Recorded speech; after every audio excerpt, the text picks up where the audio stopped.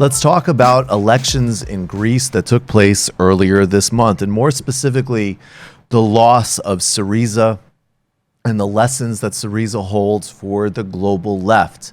When Syriza took power in 2015, they were a point of inspiration internationally for multiple reasons. One was because it was a genuine electoral breakthrough and success for a serious left party, a party that had its roots in Marxist critique, in socialist vision, and even in some areas in anarchist uprising politics. It also seemed like a potential bright spot for Greece that had been suffering under the obscene economic tyranny of the International Monetary Fund and the European Union, which had demanded a consistent, steady, and ruthless diet of austerity that was spiking poverty, inequality, decimating Greek society, leading to public suicides and a myriad of other social ills. All of the crises of modern neoliberalism, austerity, and capitalism were magnified in Greece, very analogous to the World Bank and IMF policies that the United States and European Union have exported across the world. 4 years, and unfortunately, 4 years later, what we have seen is basically the complete capitulation of Syriza to global capital and the victory of the right-wing New Democratic Party, the return to power not only of a traditional Greek party, but in fact the conservative one, not the center-left socialists. Greece has been in recession for 5 years, with GDP hitting the lows of minus 10%. Syriza was elected in 2015 on a platform of helping those most in poverty and ending austerity.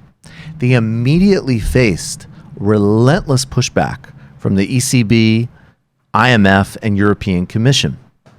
They held a referendum, and this was a key breaking point for them, where they put to the Greek people, do you want us to resist the Troika, reject the new demands for austerity and cuts, and see if we can chart another course?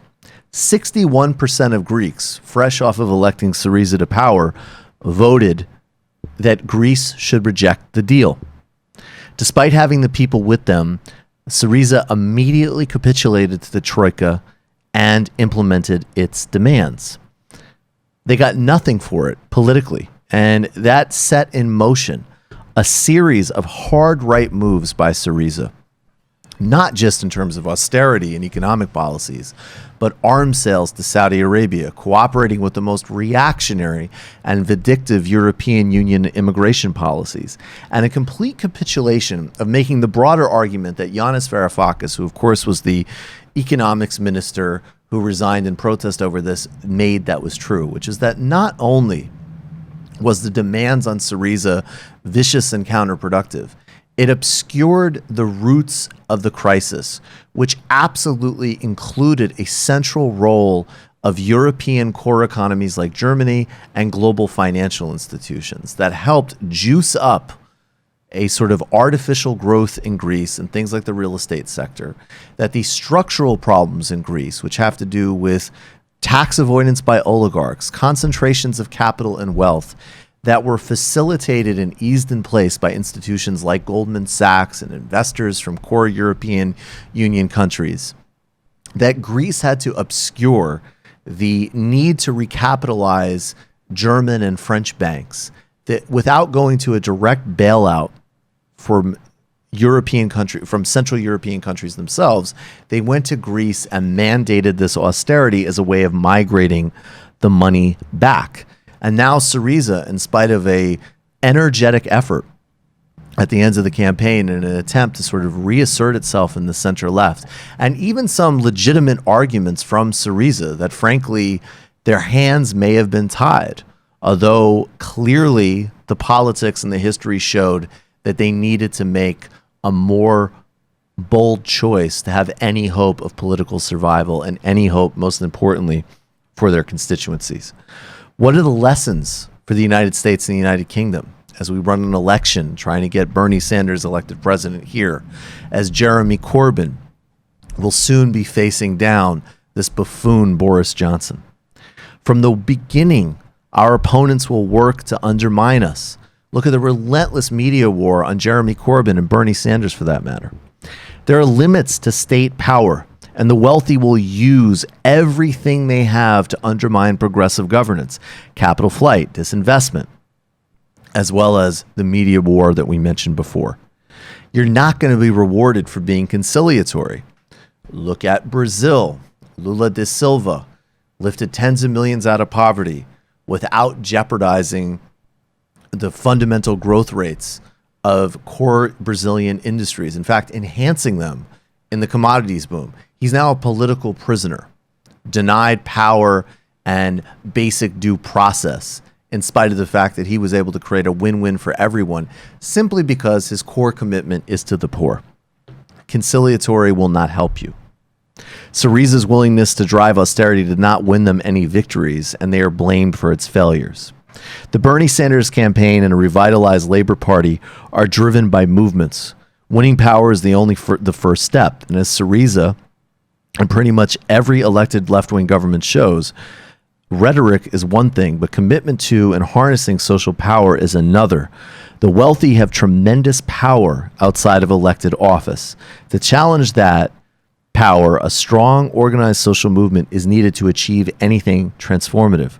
Supporting movement candidates like Corbyn and Sanders is key because they can harness these movements to achieve these goals, and these movements will keep them honest and accountable to a broader shared vision. Do you guys have anything that you want to add to this? Yeah, I mean, you know, we're not saying this to sort of beat down on a country that's sort of lower on the totem pole of global imperialism. I mean, there are a lot of constraints that Greece faced. But when you look at that referendum and you saw people in the streets and understand the context of what was going on at that time, Europe, the European Commission, the ECB, they shut down the ATMs. Yep. Going into that vote. So, you know, and that was holding a country hostage, holding a people hostage. And even still, the Greek people were defiant and they were ready to fight. And capitulating on that, even though it would have been so difficult, was a real loss. I mean, you know, remember Syriza, their party name was the Coalition of the Radical Left. This was a movement that was really supposed to challenge power, and they ended up trying to find a way to be conciliatory to it. And even as they're leaving, you know, let's not forget that this is, you know, is going to go on for a very long time, obviously with New Democracy in power now.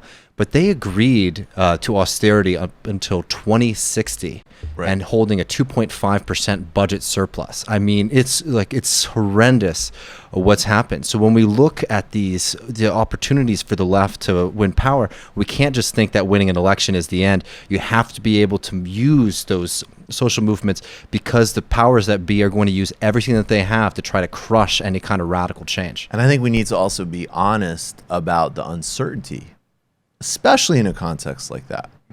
I mean, they absolutely are a subject power. So as an example, I mean, in other ways, look, someone like Sanders will literally face the heart of empire in some respects if he's president. And I'm only slightly being melodramatic there. But on the other hand, even, you know, being head of the United Kingdom, you're not pegged to the euro. Being head of the United States, you are running the most powerful country on earth. Greece is absolutely in subordinate position in the global system. So I don't like the scenario. I don't like the counter argument that everybody makes. Oh, it's just they didn't want it enough. They got corrupted. I think these lessons get very lazy. But I do think that there was a moment of clear uncertainty for Syriza where they could have chosen to fundamentally challenge the Troika, and it might have been a great failure. But the problem is that they accepted the frame at the end of the day that they weren't already in complete abject failure. And so that's the point, is that it might have been an extraordinary risk, and we can't guarantee the success. That would be misleading. But the risk simply needed to be taken because there was no other option from the perspective of human-centered politics. That's why, you know, there's certain things that Obama did, like with the Merrick Garland thing, for instance, that like were annoying, but it was what he was. Right. So he was keeping the trial very pure. So we're going to figure out what this type of liberalism can get us.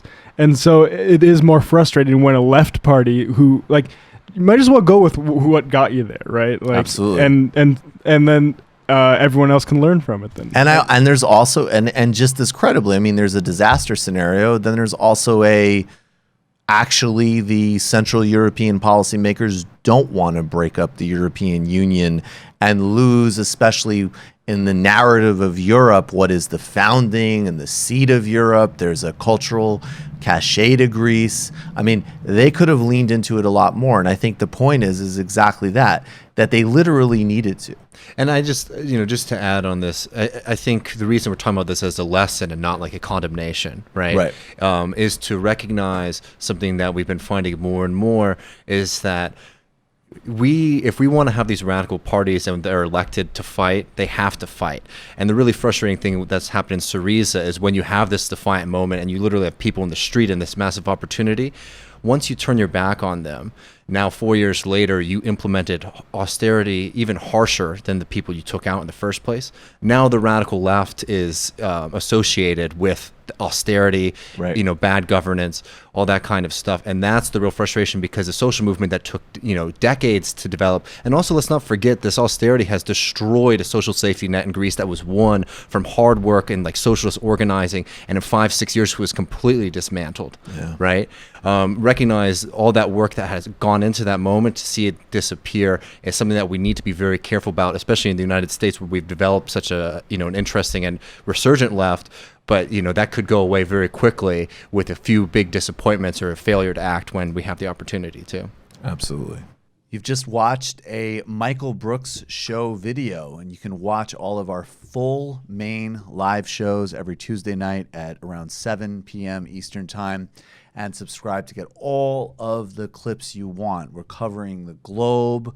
We're focusing on international relations, the intellectual dark web. We're having fun. We're doing deep dives with a lot of amazing guests. Of course, become a patron for the whole thing at patreon.com/TMBS, or subscribe to this YouTube channel and help us keep growing and get that content out there. Subscribe below.